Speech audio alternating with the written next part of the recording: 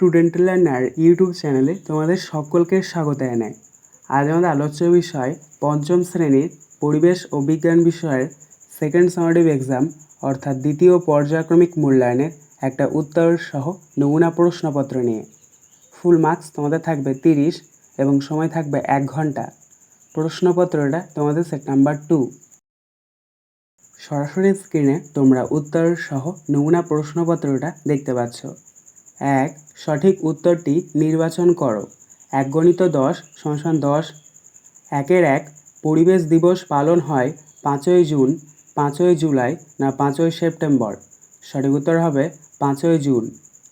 1-2 বঙ্গোপসাগরের উপকূলের একটি স্থান হলো মুম্বাই, সুরাট না দীঘা? সঠিক উত্তর হবে দীঘা।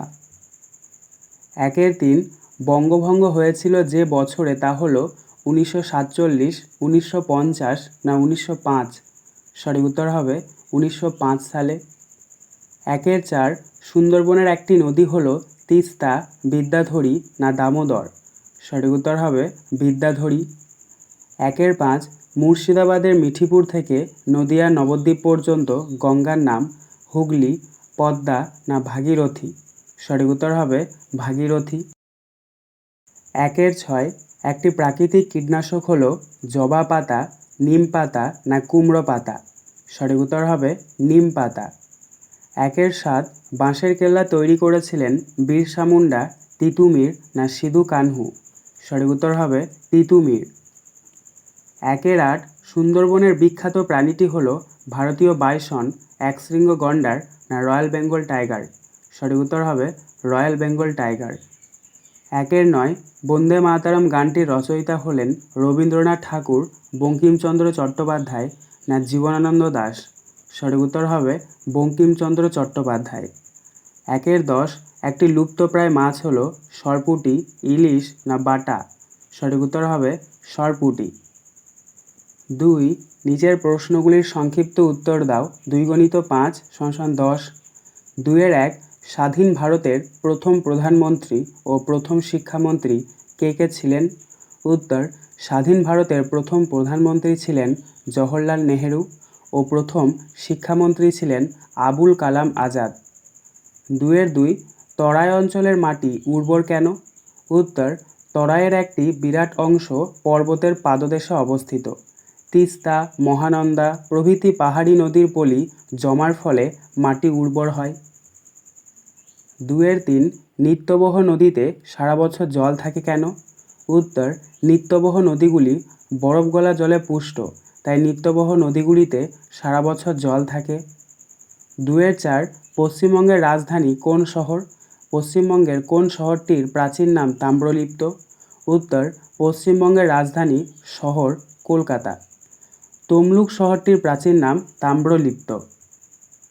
2-5 কাজু বাদাম ও আম চাষের জন্য পশ্চিমবঙ্গের কোন কোন জেলা বিখ্যাত? উত্তর কাজু বাদাম চাষের জন্য পূর্ব মেদিনীপুর বিখ্যাত এবং আমের জন্য মালদা বিখ্যাত। 3 নিম্নলিখিত প্রশ্নগুলির উত্তর দাও। 5 × 2 = 10। 3-1 ধাপ চাষ কি?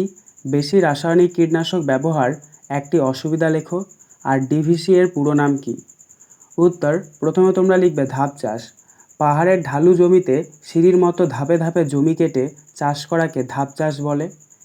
তারপরের প্যারা চেঞ্জ করে লিখবে বেশি রাসায়নিক কীটনাশক প্রয়োগ করলে জমির বন্ধু পোকারাও মারা যাবে। এর ফলে মৌমাছি, প্রজাপতি, রেশম মথ, ফড়িং এদের অভাবে পরাগসংযোগ ব্যাহত হবে। তারপরে তোমরা লিখবে ডিভিসি এর পুরো নাম দামোদর ভ্যালি কর্পোরেশন।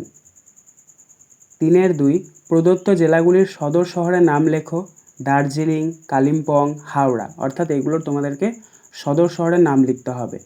কোন জেলার কোন শহরে শান্তিনিকেতন আশ্রম বিদ্যালয় আছে? উত্তর দার্জিলিং জেলার সদর শহর দার্জিলিং, কালিম্পং জেলার সদর শহর কালিম্পং এবং হাওড়া জেলার সদর শহর হাওড়া।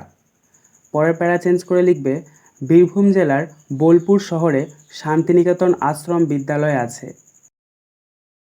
আজকের আলোচনা পর্বটি এখানেই শেষ হলো। আশা করি ভিডিওটি তোমাদের ভালো লেগেছে। যদি ভালো লাগে একটা করে লাইক করে দিও। সবশেষে তোমাদের কাছে একটাই অনুরোধ, যারা এখনও পর্যন্ত আমাদের চ্যানেলটিকে সাবস্ক্রাইব করে উঠতে পারোনি তারা চ্যানেলটিকে সাবস্ক্রাইব করে পাশে থাকা নোটিফিকেশন বেলকে অল প্রেস করে নিও এই ধরনের নতুন নতুন ভিডিও পাওয়ার জন্য। ধন্যবাদ।